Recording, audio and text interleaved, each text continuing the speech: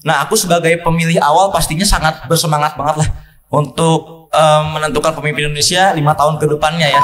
Apalagi di periode kali ini pemilunya itu bakal diadain itu serentak. Jadi pemimpin tuh harus tahu dong generasi sekarang maunya gimana.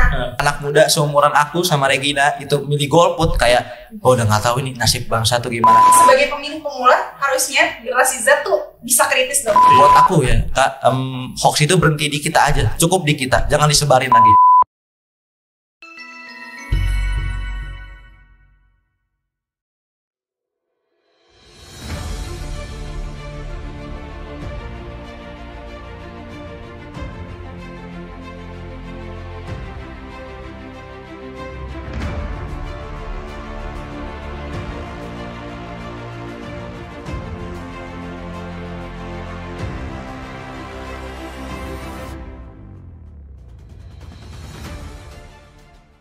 Siang dan salam sejahtera untuk kita semua. Shalom, Om Swastiastu, Namo Buddhaya, salam kebajikan. Hai sahabat Bawaslu di seluruh Indonesia. Hari ini saya Andri Sutrisno kembali dalam podcast Bawaslu Republik Indonesia. Dan kali ini ada kabar yang sangat bahagia buat saya pribadi karena saat ini saya kedatangan dari teman-teman Ketua OSIS SMA N1 Jakarta dan SMA N68 Jakarta. Langsung kita sapa dan kenalan terlebih dahulu. Selamat siang teman-teman, Kak Regina dan Kak Edwin. Ya halo Kak, selamat siang. Silakan boleh memperkenalkan diri. Oh kira-kira siapa dulu? Aku dulu ya. Kak Edwin dulu ya. Baik. Halo teman-teman, nama aku Edwin Rizky Ramadan dari SMA Negeri 1 Jakarta. Terima kasih. Oke, boleh Regina. Oke, halo semuanya. Perkenalkan nama saya Regina Zahra selaku Ketua OSIS SMA 68 Jakarta periode 2022 dan 2023. Salam kenal. Oke, salam kenal ya teman-teman semuanya. Saya begitu antusias karena ini benar-benar sahabat Bawaslu yang sangat muda dan tentunya sama umurnya ya dengan saya. Kita beda berapa ya? Beratnya mungkin ya. Beda 1 tahun kan? 1 tahun ya. 5 mungkin paling jauh ya. 5 tahun. Mungkin kamu bisa jalan, aku bisa lari ya. Bersama. Mereka adalah pemilih pemula yang secara usia sama lah ya seperti tadi kakak bilang ya. Manggil kakak aja ya, 17 tahun ke atas ya. Jadi artinya mereka ini sudah memiliki hak suara dan menyumbangkan suaranya pada pemilihan tahun 2024 nantinya.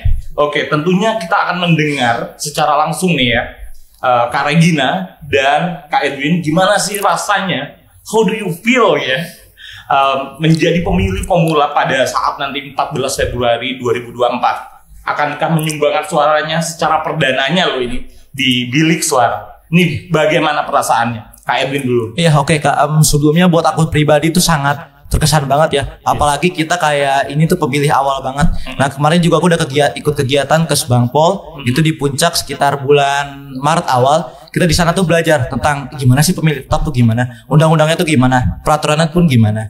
Dengan narasumber yang benar-benar kece banget kan. Mungkin dari dosen dan lain sebagainya. Benar-benar ahli banget lah. Nah aku sebagai pemilih awal pastinya sangat bersemangat banget lah untuk menentukan pemimpin Indonesia 5 tahun ke depannya ya. Karena ini kan juga pemilu 2024 ini perdana bagi kami yang mungkin lahiran 2005. Terus juga perdana juga untuk pemilihan serentak ya. Presiden, gubernur dan pemimpin daerah. Kira-kira buat aku gitu sih. Visioner ke depan ini udah langsung kayak siap-siapnya dicalok nih kamu ya. Amin. Oh amin. Kalau Regina gimana nih sebagai pemilih pemula dan ini 16 tahun ya Regina ya? Benar banget Kak. Jadi akan di 2024 akan menjadi pemilih pemula. Gimana perasaannya? Apakah seantusias Kak Edwin? Kalau antusias pasti banget antusias ya Kak. Karena ngelihat dari tahun-tahun sebelumnya pemilu juga diadakan lumayan besar-besaran gitu kan. Apalagi di periode kali ini pemilunya itu bakal diadain kayak kata Edwin tadi itu serentak, seluruh ketua daerah gitu bakal dipilih juga. Kalau aku jujur excited. Oke, aku excited mendengar ini ya cerita-cerita kamu. Ada si Edwin yang punya pengalaman. Aku sudah dibekali dari beberapa instansi pemerintah untuk menggali dan mengetahui itu pemilu. Sebenarnya Edwin tahu nggak sih pemilu itu apa gitu? Definisi dan perspektif dari Edwin itu pemilu itu seperti apa sih? Iya, oke Kak. Kalau misalnya buat aku sendiri pemilu itu pastinya ya kayak kita menentukan pemilih nih. Menentukan pemimpin negara kita. Kalau pemilu itu adalah pemilihan dari rakyat oleh rakyat untuk rakyat pastinya. Jadi kita memilih. Terus juga buat kita juga nantinya, makanya pemimpin yang kita pilih nantinya 5 tahun ke depan atau enggak beberapa tahun ke depan mungkin nentuin nasib kita juga nih Kak. Mulai dari segi ekonomi, mungkin untuk orang-orang pekerja, segi pendidikan buat kita nih yang kelas SMA, gitu sih Kak buat aku. Keren banget loh, aku jadi kayak merinding. Padahal aku bener-bener kayaknya di umurnya Edwin, aku nggak seperti itu akan menjawab pertanyaan. Menurut Regina sendiri, pemilu di benak Regina itu seperti apa? Pastinya pemilu itu suatu pemilihan yang benar-benar menentukan nasib bangsa, karena pemilu itu sendiri terjadi 5 tahun sekali, bisa dikatakan sesuatu yang sangat jarang ya buat di Indonesia. Terus pemilu itu adalah sesuatu yang harus dilakukan sama seluruh warga Indonesia tentunya untuk menentukan nasib dari bangsa Indonesia itu sendiri. Yes, benar-benar. Jadi pemilu menentukan ke depannya bangsa ini ya. Bagi Edwin, apa manfaat pemilu itu? Oke Kak, buat manfaatnya pastinya untuk pemilu yang pertama ya, kita mendapatkan pemimpin yang baru. Mungkin itu yang pertama, paling pertama. Ada perubahan. Ada perubahan benar, karena pastinya setiap pemerintahan, setiap era itu pastinya punya kelebihan kekurangan masing-masing. Nah dengan pemimpin yang baru ini kita mengharapkan nih, kira-kira apa yang dijanjikan, apa yang kita harapkan, ataupun segala sesuatu yang kurang baik bisa menjadi lebih baik lagi. Sebenarnya kalau di Edwin di SMA 68 ya? Enggak, SMA 1. SMA 1. Iya. Balik ya? Iya, di SMA 68 itu dalam pemilihan ketua OSIS, apakah sistemnya seperti apa yang diadopsi dari SMA 1 ya? Iya benar, SMA 1 itu bagaimana prosesnya pemilihan? Oke, jadi gini Kak, pokoknya saya ceritain dulu awalnya sebelum COVID ya, sekitar tahun. Karena kamu kan ini ya, ketua OSIS kan? Iya. Dan angkatan COVID juga? Bukan. Enggak sih, bukan. Karena yang baru ini. Karena waktu kelas saya dulu memang menggunakan kayak sistem pemilu ini. Jadi kita kayak ada TPS-nya sendiri, ada kotak suaranya, bilik suaranya, terus juga kita nyoblos. Kayak begitu. Benar-benar simulasi kayak kita pemilu Kak. Seperti pemilu pada umumnya. Iya benar, ada yang celup tinta juga gitu. Iya benar kayak gitu. Jadi benar-benar dibuat seril mungkin, sekaligus juga mungkin buat ngajarin kan. Kalau anak SMA kan kemungkinannya baru milih sekitar kelas 11 sama kelas 10 mungkin kayak begitu kan. Makanya kelas 11. Oke. Mungkin sekarang kayak waktu itu simulasi kan kakak kelas saya. Baru saya masuk sekitar 2021 dan dicalonkan jadi ketua OSIS tahun 2022 bulan Desember. Itu kita sistemnya online kan.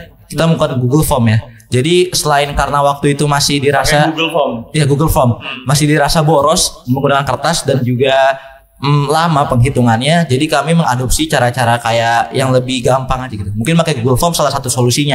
Jadi waktu pemilihan aku pakai Google Form sih kan. Oke. Di Indonesia mungkin kalau diadopsi pakai Google Form ya belum bisa ya. Iya benar. Banyak akan kecurangan. Iya. Tapi itu menjadi salah satu insight ya mungkin atau advice nanti ke depannya ya. Kalau bagi Regina sendiri, begitu pentingkah pemilu itu satu, terus sama pengalaman apa yang sudah dilakukan atau di sekolah SMA 1 SMA 68 ya, di SMA 68 itu mengadopsi sistem kepemiluan seperti apa?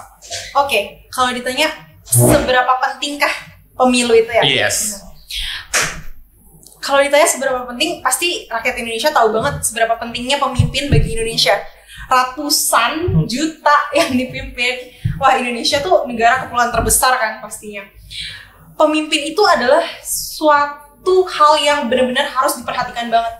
Jadi nggak boleh ngasal, harus menentukan nasib bangsa, tujuan bangsa, mau dibawa kemana sih sebenarnya Indonesia ini ke depannya gitu. Apalagi sekarang tuh perekonomian di Indonesia lagi tinggi-tingginya ya, setahu saya, karena apalagi masuknya westernisasi, K-pop gitu. Itu benar-benar mempengaruhi banget perekonomian di Indonesia gitu. Jadi pemimpin tuh harus tahu dong generasi sekarang maunya gimana. Itulah yang dinamakan pemimpin yang bisa mengerti suara rakyat gitu. Oke. Kalian tahu gak sih pemilih pemuda dan pemilih pemula angkatan ini tuh mencapai 69% di pemilu 2024. Iya, banyak banget ya. Iya, menurut kamu tanggapannya bagaimana? Iya pastinya angka 60% lebih itu bukan angka yang kecil ya Kak buat negara kita. Dari 200 juta penduduk yang ada di Indonesia ini 60% itu benar-benar kayak jumlah yang besar banget. Misalnya nih kayak amit-amit aja ya, kayak 60% orang itu anak muda seumuran aku sama Regina itu milih golput, kayak udah nggak tahu ini nasib bangsa tuh gimana. Karena pastinya pemimpin itu kan benar kata Regina tadi, mimpinnya bakal ujung-ujungnya buat anak muda juga. Karena yang tua pasti akan tersisihkan, mungkin akan tiada dan sebagainya. Kita sebagai anak muda nih benar-benar harus maju terus, bikin inovasi terus biar Indonesia ini bakal lebih maju, lebih baik lagi ke depannya. Dan jangan golput ya. Iya, setuju banget, jangan golput benar. Karena menentukan masa depan itu adalah pemilu dan regenerasi kepemimpinan ya. Iya. 69% bagi Regina bagaimana? Sebagai pemilih pemula udah 69% nih angka yang sudah ada di Indonesia saat ini. Gimana pendapat Regina? 69%, bener-bener gede banget. Bahkan 69% itu bisa dikatakan lebih dari setengah populasi di Indonesia dong berarti. Sekarang tuh generasi Z, kita kan generasi Z kan? Sama kita ya. Oh iya. Mengklaim diri aku Z ya. Oh masih muda kok Kak. Oh iya benar, setuju. Kan generasi Z itu adalah generasi yang benar-benar apa-apa internet, media digital gitu kan. Nah, 69% lagi. Pemuda itu harus memanfaatkan media digital dan internet dengan baik. Harus mengenal pemimpin ke depannya dengan baik. Terus juga sebagai pemilih pemula harusnya generasi Z tuh bisa kritis dong. Belajar dari tahun-tahun sebelumnya. Masa sih nggak bisa mengevaluasi dari tahun-tahun sebelumnya kayak gitu. Pemilihan pemimpin itu penting banget. Kata Edwin tadi, golput itu nggak diperbolehkan sama sekali. Karena kalian tuh harus tahu dulu deh latar belakang dari pemimpinnya itu gimana gitu. Manfaatkan internet sebaik-baiknya untuk generasi Z, milenial, dan boomers lainnya. Dua ketua OSIS yang luar biasa sih menurut aku, sih merinding dari jawaban-jawaban teman-teman SMA 1 dan SMA 68 ini benar-benar luar biasa ya. Pertanyaannya kayak aku berhadapan bukan dengan anak-anak SMA loh ini. Benar-benar kayak udah cocok loh kalian udah terjun di dunia politik. Jawabannya sudah cukup ya. Kalian kan tadi udah menyinggung ya mengenai harus memaksimalkan media sosial dan internet sebagai wadah gitu kan untuk mensosialisasikan dan beberapa hal ya. Tapi kalian tahu nggak ada banyak hal yang dilakukan oleh oknum-oknum yang pasti ada hoax segala macam ya, ada sara, ada sifatnya pembabaran kebencian segala macam itu. Nah, kalian tanggapannya seperti apa? Media sosial digunakan tidak tepat seperti itu. Menurut Edwin gimana? Iya, mungkin buat aku yang pertama gini Kak. Mungkin menurut analisis aku kayak hampir lebih dari 50% ya. Kayak berita-berita hoax ini ditujukannya pastinya kepada orang tua. Pertama apa? Karena mereka kurang update soal internet nih. Kurang update soal informasi dan lain sebagainya. Mungkin kita teman-teman semua sebagai anaknya yang lebih muda, yang lebih update lagi tentang internet, kita harus lebih mengingatkan ke orang tua kita. Oh bun, ternyata ini hoax loh. Atau kita bantu cari berita ini sampai detail, ketemu nggak? Kalau ketemu, mungkin itu benar beritanya. Udah dikeluarkan dengan media-media besar di Indonesia ya. Ini itu bisa dipastikan kebenarannya. Tapi kalau mungkin di Google bentuknya yang keluar malah pencarian lain, wah itu udah pastikan hoax kan. Pasti buat aku ya Kak, hoax itu berhenti di kita aja, cukup di kita, jangan disebarin lagi. Pesan-pesan sara dan sebagainya juga kayaknya stop di kita deh kalau kita yang menerima. Kalau kita yang mendapatkan ya kita diemin aja, karena semua orang pasti kan bakal capek juga kan ngeledekin kita terus.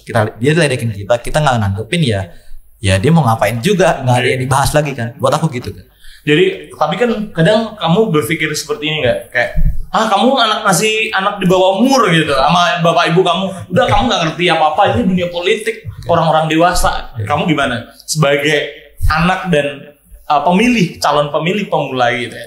Oh iya, yang pastinya yang pertama tadi aku bilang kayak coba cari dulu argumen kuat kita yang bisa matain argumen orang tua kita gitu, atau enggak orang yang usianya lebih tua daripada kita. Mungkin dengan mencari internet, berita-berita dan sebagainya bisa dengan itu cukup banget kok buat matain argumen mereka. Kalau misalnya di internet gak ada, di portal berita besar gak ada, ya mereka mau ngomong apa udah pasti nggak mungkin. Kalau mereka nyebar lagi, takutnya mereka yang kena sebagai penyebar hoax, bukan sebagai yang menerima lalu menyebarkan kembali, nanti kena undang-undang, dihukum, mereka juga yang repot, mereka juga yang kena. Mungkin kalau buat aku itu sih Kak, pertama udah pasti cari berita. Ya. Cari dasarnya sebagai batu lompatan untuk bisa membicarakan hal itu ke orang tua. Tapi yang penting adalah cara menyampaikannya ya Pak. Yang pasti ya. Dengan orang tua kan tidak mungkin akan mematahkan argumennya secara plot gitu kan, nggak mungkin. Tapi kita mungkin akan menyampaikan secara ya heart to heart ya mungkin ya. So, kalau Regina gitu, gimana pandangannya mengenai hoax pemilu?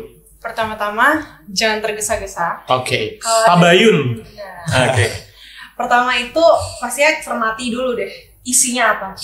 Kalau boleh stuck abis gitu. Si pemimpin dari abis. Pokoknya bener-bener jangan tergesa-gesa. Mau milih apapun itu kita harus pelan-pelan, selektif dalam memilih informasi. Terus abis itu selektif juga dalam menyebarkan informasi. Dan juga kita tuh harus tahu gitu. Bener tadi kata kakak, dasarnya itu dari mana sih?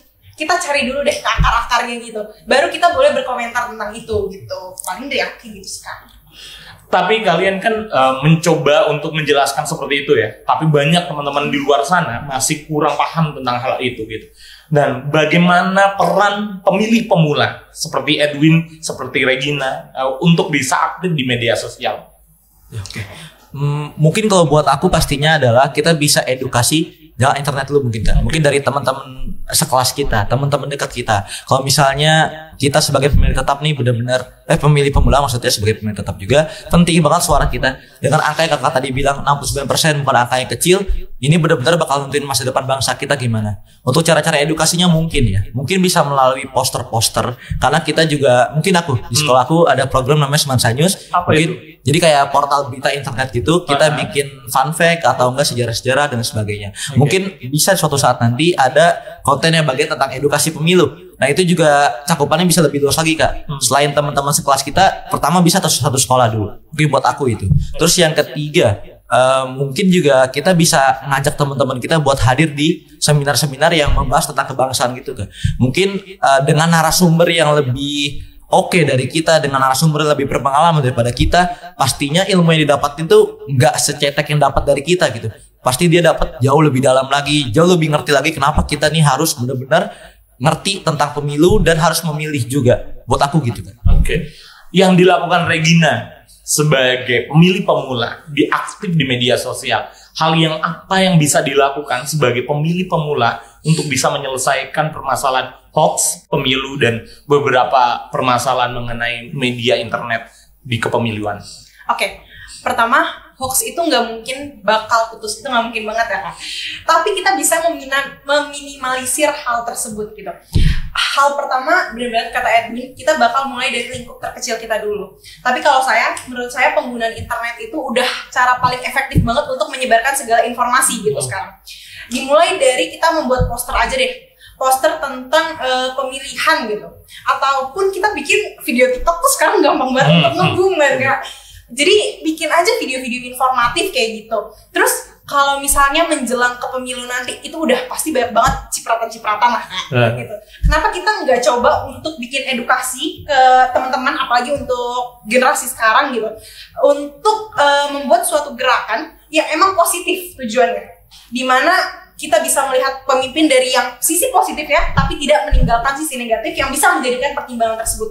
Terus kalau misalnya untuk meminimalisir hoax tersebut, kita bisa gunakan platform media digital yang gampang dicari sama orang. Kayak tadi saya bilang FYP di TikTok mudah, terus kita bikin poster aja di Instagram itu udah bisa mencakup. Misal nih, saya punya teman sebanyak 500 orang gitu. Bisa aja yang lihat 500-500-nya kan jadi terbuka matanya. Kayak gitu sih. Jadi media-media yang sudah ada dimaksimalkan untuk menyebarkan hal-hal positif seperti TikTok, seperti poster yang Edwin bilang ya. Tapi lagi-lagi selain memiliki antusias yang tinggi pemilih pemula itu, kadang-kadang tuh ada yang cuma sekedar ikut-ikutan saja untuk kayak nyoblos, hanya mengikuti tren. Nah, agar menggunakan hak pilih dengan sebaik-baiknya tuh sebagai pemilih pemula itu seperti apa yang harus dilakukan, Edwin? Iya, oke. Mungkin kalau buat aku sebagai pemilih pemula ya Kak, pastinya tentang ranah pemilu nih, tentang ranah pemilihan kita belum punya pengalaman yang cukup pastinya. Mungkin kalau kita orang yang mau banget nih, pengen banget tahu, pengen banget cari tahu, mungkin kita bisa lebih nanya ke orang-orang yang lebih pengalaman, mungkin ke guru PKN kita, ke orang tua kita tentang gimana sih nih caranya sudut pandang ayah, sudut pandang ibu, sudut pandang bapak, ibu guru, melihat pemimpinnya dari sisi mananya aja. Benar kata Regina tadi, sisi positifnya tanpa meninggalkan sisi negatifnya. Terus kalau misalnya Kak, balik lagi, mungkin dia cuma mau ikut tren doang, mungkin dia mau cuman milih aja lah daripada di rumah ngapa-ngapain, mungkin kayak begitu. Itu balik lagi ke kemauan dirinya pribadi. Mungkin masih alhamdulillah ya, dia masih mau milih gitu loh. Seenggaknya nggak golput lah, daripada dia kayak cuman di rumah ngira kayak pemimpin ini nggak ada penting-pentingnya buat kita. Toh juga pemimpinnya siapapun hidup gua nggak berubah gitu. Mungkin buat aku gitu sih Kak. Gambaran anak muda Indonesia harus seperti Edwin ya sama Regina ya, yang aktif dan mau mencari tahu tentang hal-hal itu. Buat Regina seperti apa pandangan Regina tentang hal itu? Yang hanya cuman ikut-ikutan tapi ingin memberikan suaranya sebaik-baiknya. Itu bagaimana menurut Regina? Oke, kalau menurut aku sendiri Kak, itu dimulai dari mungkin bapak ibu yang akan menjadi pemimpin ke depannya. Itu bapak ibu bisa memaksimalkan pengaruh dari influencer itu sendiri ya. Jadi pengaruh dari bapak ibu itu besar loh ke kita. Kayak gitu sih. Terus abis itu bener banget, sekarang tuh apa-apa terpengaruh sama influencer gitu. Jadi gampang banget generasi sekarang tuh terpengaruh. Nah, menurut aku gimana sih biar mereka nggak ikut-ikutan tren gitu. Coba deh untuk cek latar belakang dari pemimpin tersebut dan cek lagi kemauan kalian ke depannya apa. Pastinya beda dong. Otak-otak setiap orang itu beda. Pemikiran setiap orang itu beda. Gimana caranya pemikiran kalian itu cocok dengan visi dan misi untuk pemimpin itu sendiri. Jadi tahu gitu lah. Pemimpin yang dimauin gimana. Apalagi pemimpin-pemimpin sekarang tuh udah banyak ya yang menggunakan media digital sebagai sarana untuk menginfluence orang gitu. Buat Regina sendiri, kriteria pemimpin yang ideal menurut Regina itu seperti apa? Taat. Udah. Hah? Taat. Iya. Pendek banget taat. Apa banyak banget taat itu gimana? Secara universalnya itu secara nggak mungkin kan taat gitu. Taat apa nih? Bagi teman-teman sahabat-sahabat Bawaslu yang di rumah, dia bingung nih. Taat dibawa-bawa sama Regina. Ini ada maksud nggak atau ada singkatan dari taat itu sendiri ya? Nggak ada singkatan sama sekali dari taat Kak. Jadi kalau di 68 itu selalu dinyanyikan kalau saya ya udah kalian harus taat gitu kan. Taatnya kepada apa? Kepada aturan. Taat itu banyak banget maknanya. Taat kepada aturan, taat kepada Tuhan, itu kan penting banget kan Kak. Taat kepada sistem yang berlaku. Jadi kalau menurut saya tuh taat adalah suatu kata yang universal. Ibaratkan kalau suatu pemimpin nggak taat dari sama Tuhannya, gimana memimpin negaranya? Mau ke arah mana gitu? Suatu pemimpin nggak taat kepada aturan yang berlaku, hancur dong negaranya. Jadi menurut saya itu kriteria pemimpin yang ideal, taat aja udah. Harus. Satu kata taat tapi banyak maknanya ya. Bagi Edwin sendiri, mungkin kalau misalnya aku bisa satu kata kayak gini juga mungkin jujur sih Kak. Jujur ya benar. Kayak jujur juga mungkin pertama jujur sama diri sendiri dulu. Kalau misalnya kita merasa dari awal kita udah mampu nih, kita mutusin buat kita mampu memimpin negara ini, ya otomatis calonkan. Cuman jujur juga sama diri kita. Kalau misalnya kita merasa kelihatannya gue gak mampu, setengah-setengah niatnya, mending gak usah. Terus yang kedua juga pastinya jujur tentang pekerjaannya, jujur tentang hasilnya, jujur tentang janjinya juga. Karena pastinya kalau yang namanya pemimpin akan dicalonkan itu pasti nggak jauh dari janji kampanye. Mungkin maksudnya aku jujur di sini adalah jujur kita mengimplementasikan janji-janji kita menjadi kenyataan. Biar orang-orang yang memilih kita karena poin tersebut, karena hal tersebut nggak kecewa. Nanti kalau misalnya orang itu terpilih, tapi poin yang dia pengen dapetin itu nggak ada, pastinya dia bakal nyesel banget. Kenapa kemarin gue memilih yang ini aja? Yang ini juga kayaknya lebih sama aja deh. Buat aku gitu sih Kak. Dua kata taat dan jujur itu menjadi hal yang menarik di telinga sahabat-sahabat Bawaslu yang ada di rumah.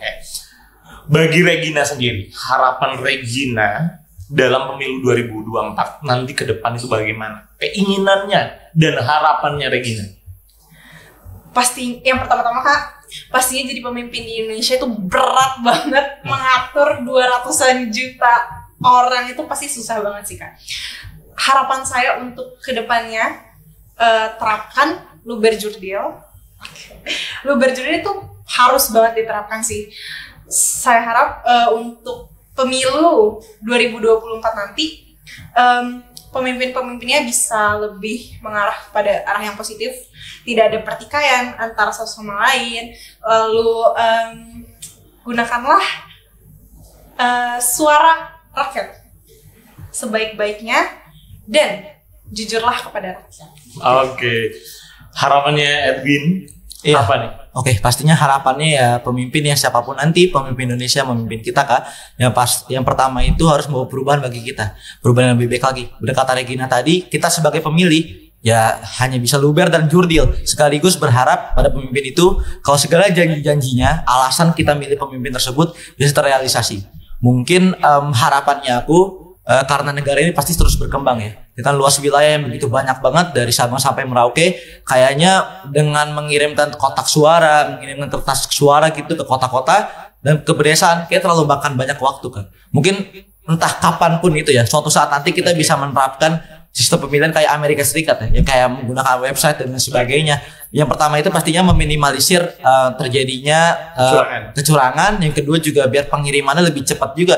Karena kalau misalnya online hitungannya hanya ngisi link, nggak perlu ngirim, nggak perlu ngambil lagi kan. Cuman yang sudah terjadi, yang sudah banyak terjadi juga, pastinya kalau misalnya dikirim lancar, pas pulangnya ada aja yang jatuh ke danau, ada yang jatuh ke laut atau enggak hilang. Jadi hal-hal kayak begitu mungkin bisa diminimalisir lagi ke depannya dengan sistem online tersebut. Sisanya adalah mari kita pilih pemimpin Indonesia 2024 yang lebih baik lagi, yang lebih jujur.